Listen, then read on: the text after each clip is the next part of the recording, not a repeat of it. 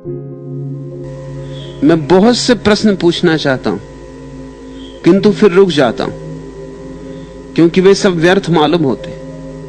क्या सभी प्रश्न व्यर्थ हैं? प्रश्न भी व्यर्थ हैं, उत्तर भी व्यर्थ हैं।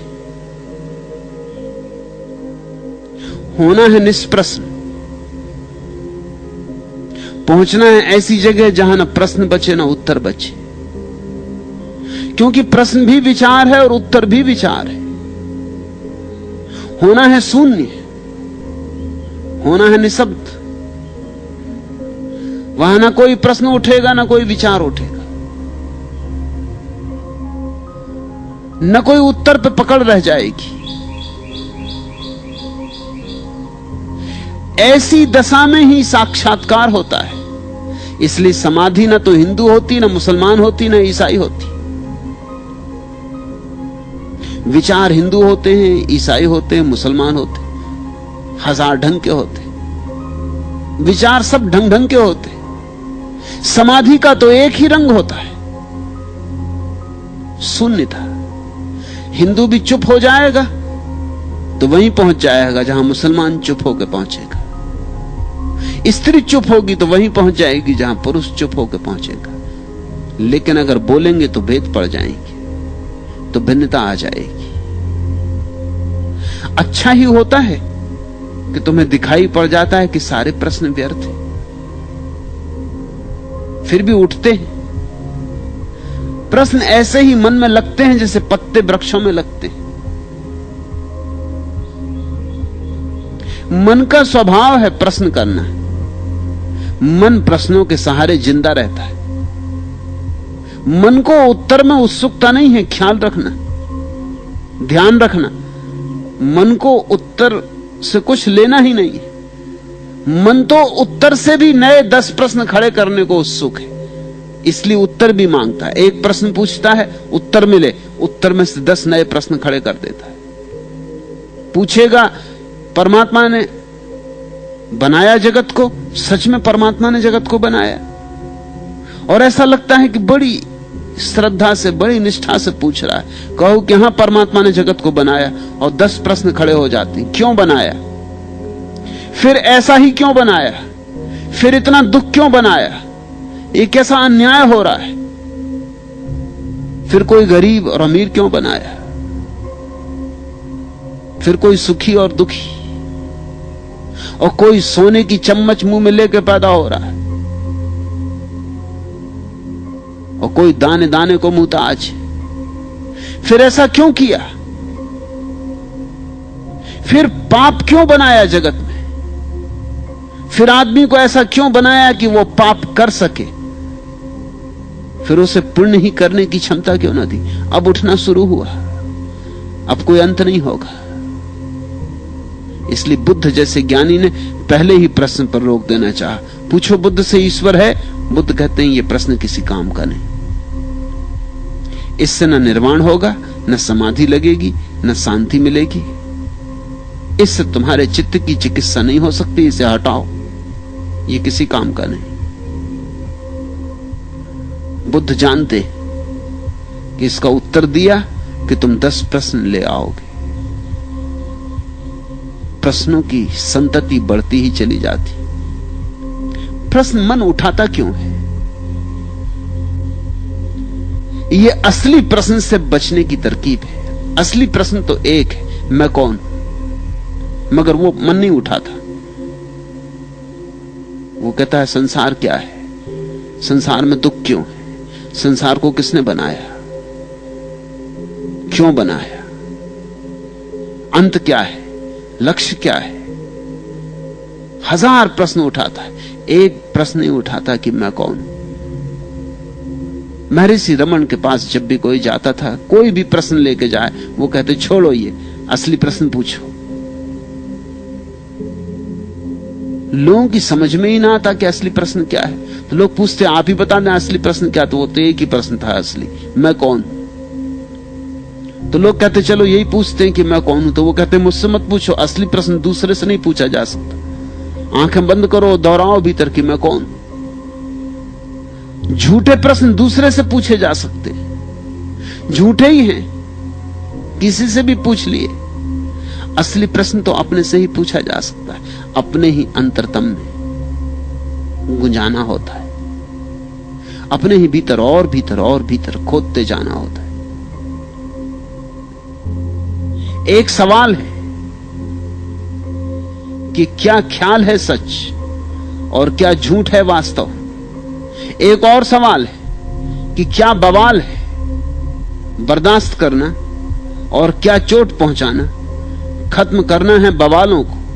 एक और सवाल है कि पहले और दूसरे सवालों में से कौन सा है पहला। क्या ये दोनों ही सवाल न पहले हैं न दूसरे? ये सवाल ही नहीं, हमारी कमजोरी है, हमारी बेईमानी है, हमारी चोरी है। किस बात की चोरी? हम असली सवाल को छिपा रहे हैं धुआं उठा के। हजार सवालों का जाल खड़ा करके हम असली सवाल को भुला रहे हैं। हम अपने को उलझा रखना चाहते ताकि असली सवाल न पूछना पड़े। असली सवाल पीड़ादायी है, भाले की तरह चुभेगा छाती में जब पूछोगे मैं कौन। क्योंकि तुमने तो मान ही लिया है कि तुम्हें पता है। हर एक मान के बैठा है कि मुझे पता है कि मैं कौन हूं। यह भी कोई पूछने की बात है? तुम तो जानते ही हो तुम्हारा नाम, पता, ठिकाना। और क्या चाहिए? तुम्हें पता है तुम गोरे हो कि काले हो, हिंदू हो कि मुसलमान हो, हिंदुस्तानी कि पाकिस्तानी। तुम्हें सब पता है, तुम्हारे पिता का नाम, पिता के पिता का नाम, तुम्हारा घर, सब तुम्हें पता है, तुम्हारा धंधा, तुम्हारी शिक्षा दीक्षा, सब तुम्हें पता। और क्या चाहिए? और इसमें से कुछ भी तुम नहीं हो। ना तो तुम्हारी शिक्षा तुम हो, ना तुम्हारी दीक्षा तुम हो, ना तुम्हारी संस्कृति, ना तुम्हारी सभ्यता, ना तुम्हारा समाज। तुम इस सब से अतीत हो, इस सब के पार हो। तुम शुद्ध चैतन्य हो, तुम सच्चिदानंद हो। उसे किसी विशेषण में बांधा नहीं जा सकता। तुम तो दर्पण हो।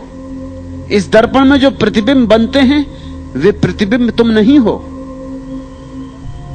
और जितनी चीजों को तुमने समझ रखा है कि यह मैं हूं, ये सब प्रतिबिंब है।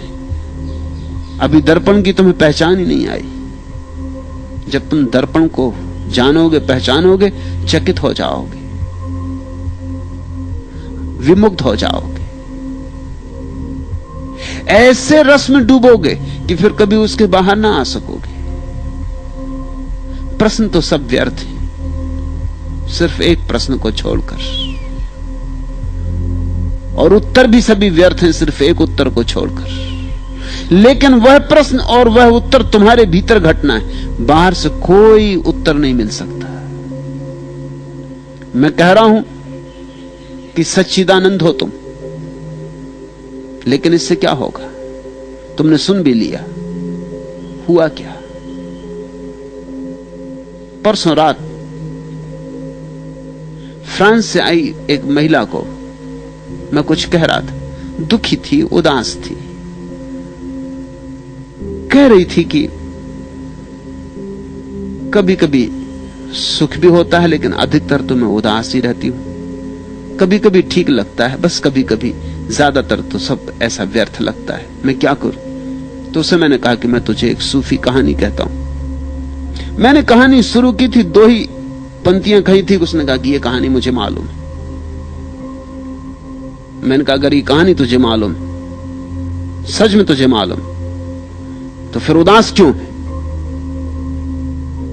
वो थोड़ी चौंकी, क्योंकि कहानी मालूम होने से उदास होने का क्या संबंध हो सकता है? तो फिर मैंने कहा तू फिर से सुन, तुझे कहानी मालूम नहीं। तूने सुनी होगी, पढ़ी होगी, लेकिन कहानी को जीना पड़ेगा। पढ़ने और सुनने से क्या होगा?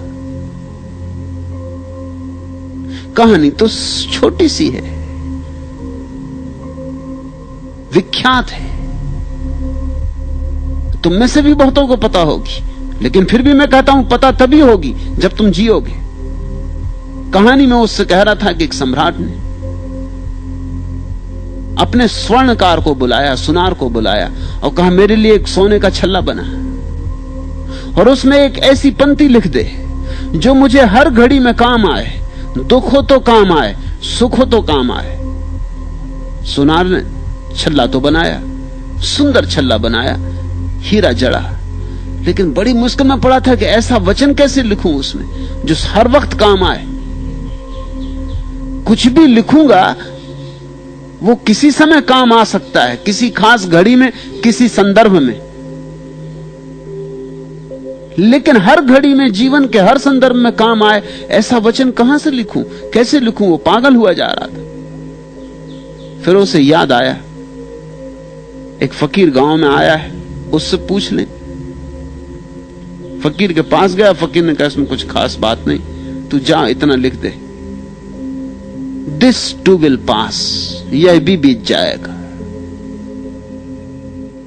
और सम्राट को कह देना कि जब भी कोई भी घड़ी हो और तुम परेशान हो, खुश हो, दुखी हो, इस छल्ले में लिखे वचन को पढ़ लेना, वो काम पड़ेगा।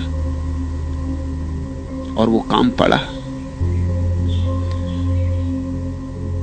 सम्राट कुछ ही दिनों बाद एक युद्ध में हार गया और उसे भागना पड़ा, दुश्मन पीछे।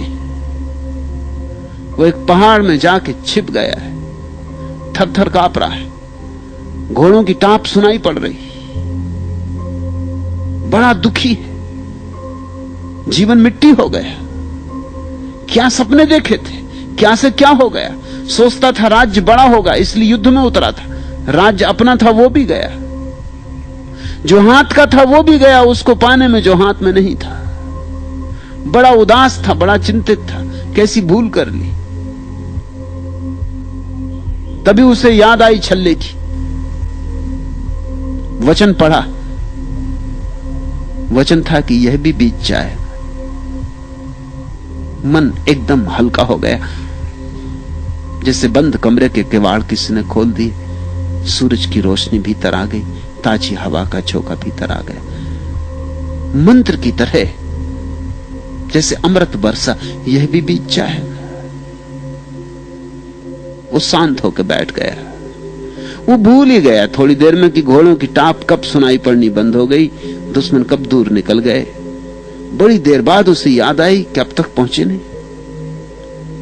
और 3 दिन बाद उसकी फौजें फिर इकट्ठी हो गई, उन्होंने फिर हमला किया, वो जीत गया, वापस अपनी राजधानी विजेता की तरह लौटा। बड़ा आंकड़ा था, फूल फेंके जा रहे थे, दुदुम्भी बजाई जा रही थी, भारी शोभा यात्रा थी।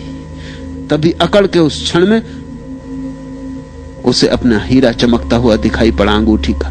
उसने फिर वो वचन पढ़ा, यह भी बीत जाएगा, और चित्त फिर हल्का हो गया, जैसे कोई द्वार खुला, रोशनी भर गई।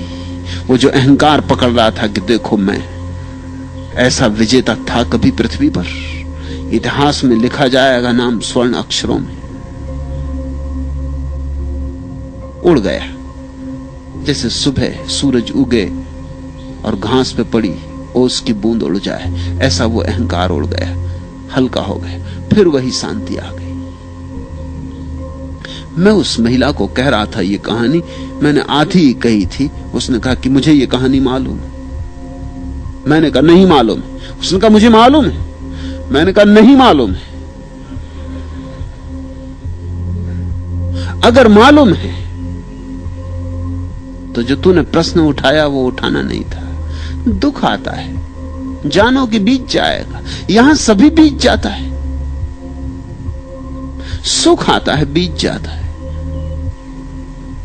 न दुख में टूटो, न सुख में अकड़ो, न दुख में उदास हो जाओ, न सुख में फूल जाओ, कुप्पा हो जाओ। सब आता है, सब जाता है। पानी की धार है, गंगा बहती रहती। यहां कुछ स्थिर नहीं। यहां साक्षी के अतिरिक्त और कुछ भी स्थिर नहीं। यहां देखने वाला भर बचता है और सब बीत जाता है। सुख भी बीत जाता, दुख भी बीत जाता है। लेकिन जो दुख को जानता, सुख को जानता, वह जानने वाला कभी नहीं बीतता, वह अनबीता, सदा स्थिर। उसी की तलाश करनी है। उसको ही जिस दिन पहचान लोगे, जानना कि उत्तर मिला इस प्रश्न का कि मैं कौन हूं, और यही एकमात्र सार्थक प्रश्न है